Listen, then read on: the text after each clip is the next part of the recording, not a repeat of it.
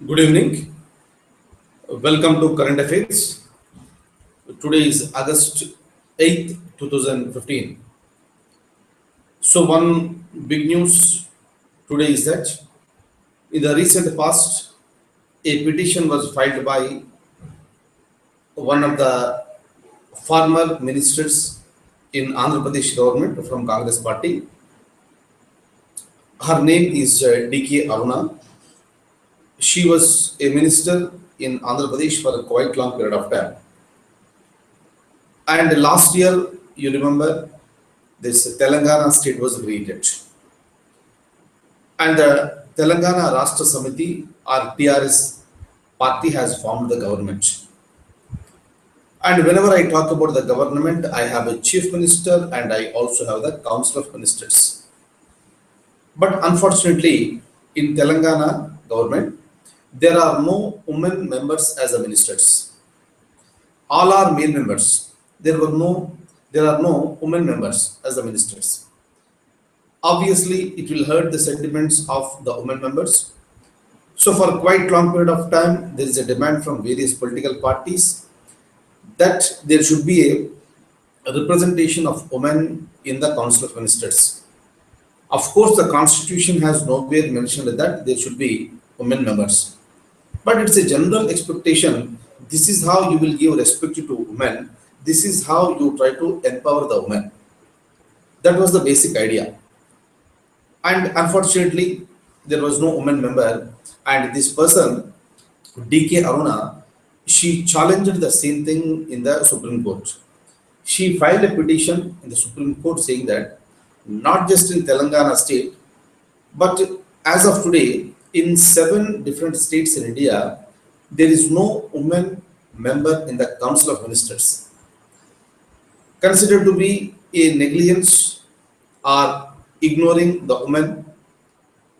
That's the reason why Ms. D.K. Aruna, she requested the Supreme Court to give directions to various state governments that there should be a representation of women in the Council of Ministers.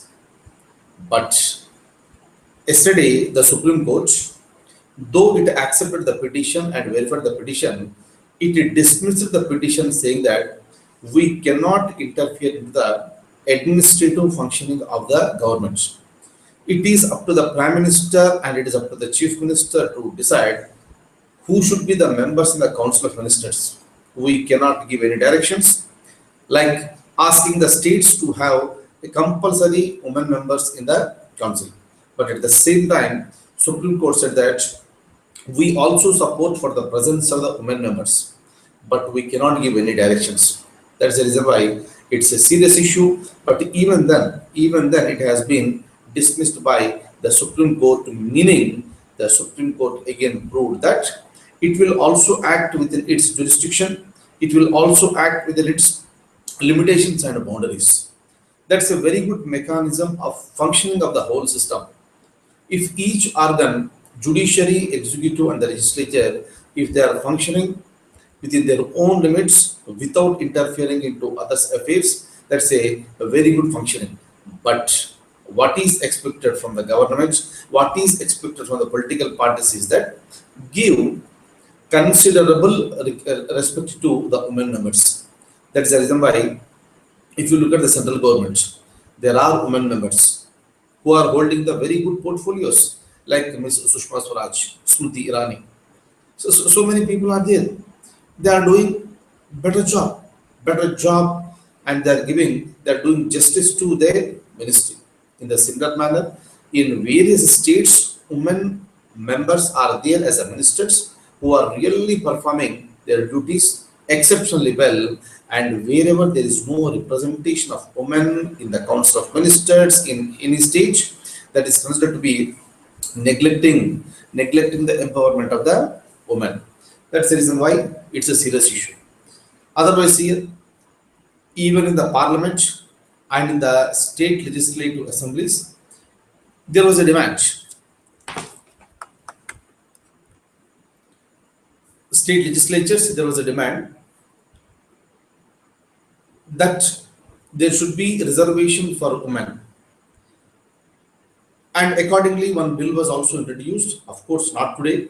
For a quite long period of time, the discussions were going on, and even today also, that did not become a reality. Every political party says that we give support to the Women's Reservation Bill, but why are you not passing the bill? The new government also say that we'll give importance to the Women's Reservation Bill and we are going to pass it.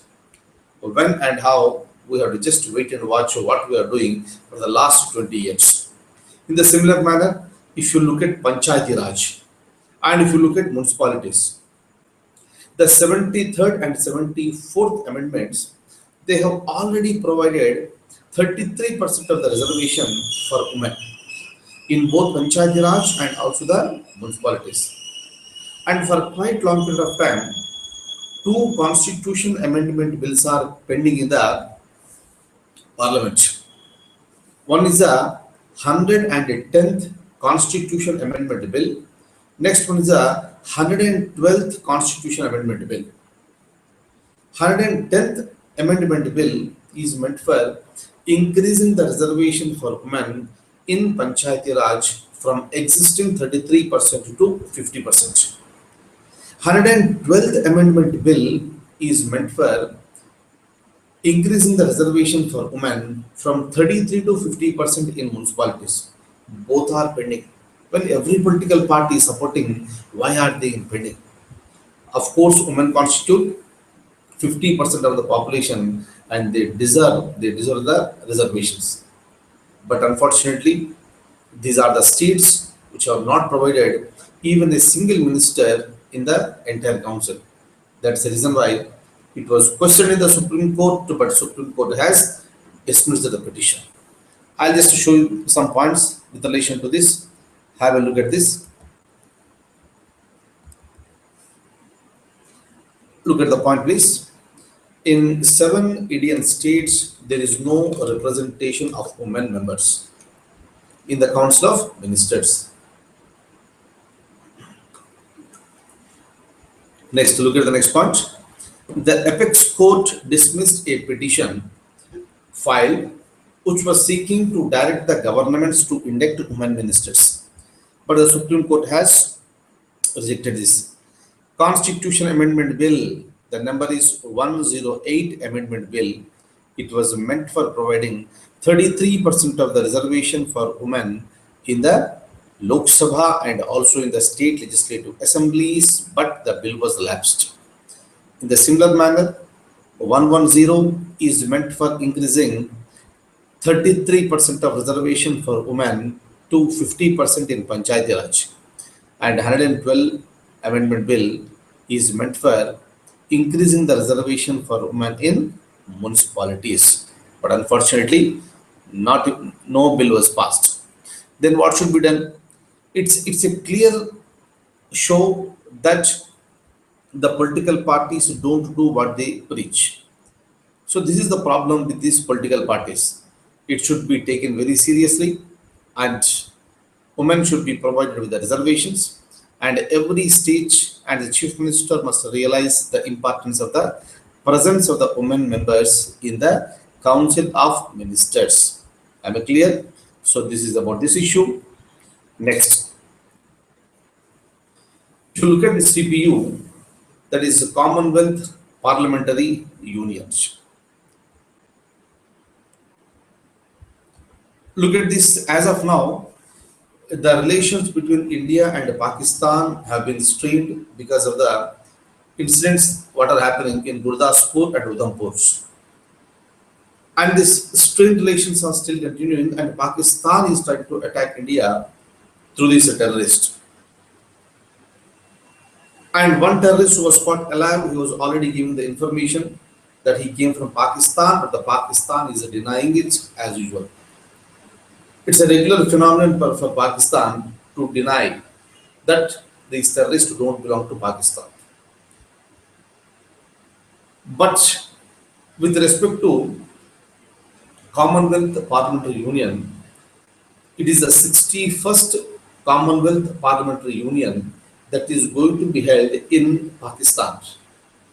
That is going to happen very, very soon.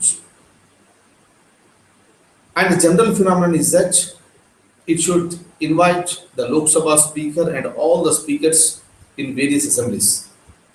Invitation came to India to the Lok Sabha speaker Sumitra Mahajan and also to all the speakers that are present in various state assemblies, but not to the speaker of Jammu and Kashmir Assembly.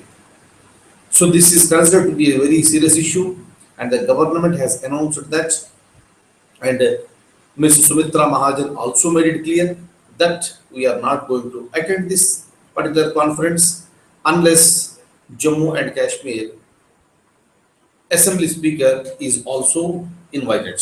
Is it okay? So two possible questions in the examination. Where the 61st Commonwealth Parliamentary Union Conference is held or is going to be held in 2015? Answer is Islamabad, Pakistan. Another possible question may be, which of the following states assembly speaker was not invited for this meeting? Answer is Jammu and Kashmir. Am I clear? Now just remember this one. I'll show you the document. In 2015, the 61st conference is going to be held in Islamabad. India decided to boycott the same because the Jammu and Kashmir speaker was not invited. Okay, please remember this point. It's another wonderful thing what we have. Look at the question, please. First, you look at the question. I'll tell you what is this. Which of the following temples in India has opened a demat account to accept the donations in the form of shares and securities, which is perhaps the first of its kind in the world? We know that there are so many shrines and so many religious places are there where the people will go and people will donate. So we put the money in the hundi and that will become the revenue for the temples. And the largest money is earned by, highest money, huge money is earned by Tirumala Balaji. Most of you may be knowing this name as Tirupati Balaji. And Tirumala is the name of these hills. So on these 7 hills, so there is a god that is Balaji. Large number of devotees will go there.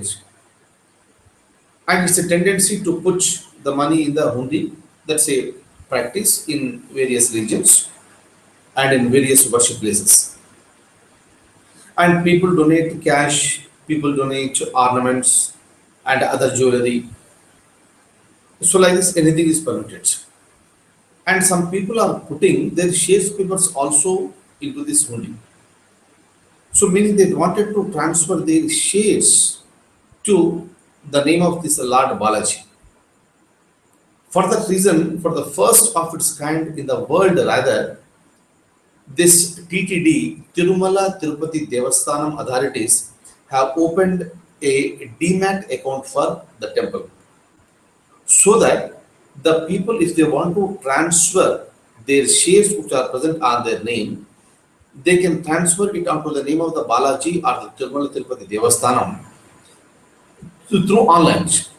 Since everything is online now, just like our classes, so it can also be possible to transfer the shares online, and that is called the demat. Is it okay? And there may be a question in the examination that which is the temple that opened a demat account allowing the people to transfer the shares to the Lord Balaji. Answer is the Tirumala. Is that okay? And of course, every one of you must be knowing because it's a very, very important place. This Tirupati Tirumala, it is located in a district called Chittoor, in Chittoor district of Andhra Pradesh. Right? Now, let me open the document. Look at this now. So, which of the following temples has opened a demat account to accept the donations in the form of shares and securities? Perhaps the first of its kind in the world. Answer is Tirumala. Shirdi Ujjain Tirumala Siddhi Vinayaka temple, Shirdi you must be knowing. So this is there in Maharashtra. Sai Baba, it's one of the very, very important places. Ujjaini Mahankali you must be knowing.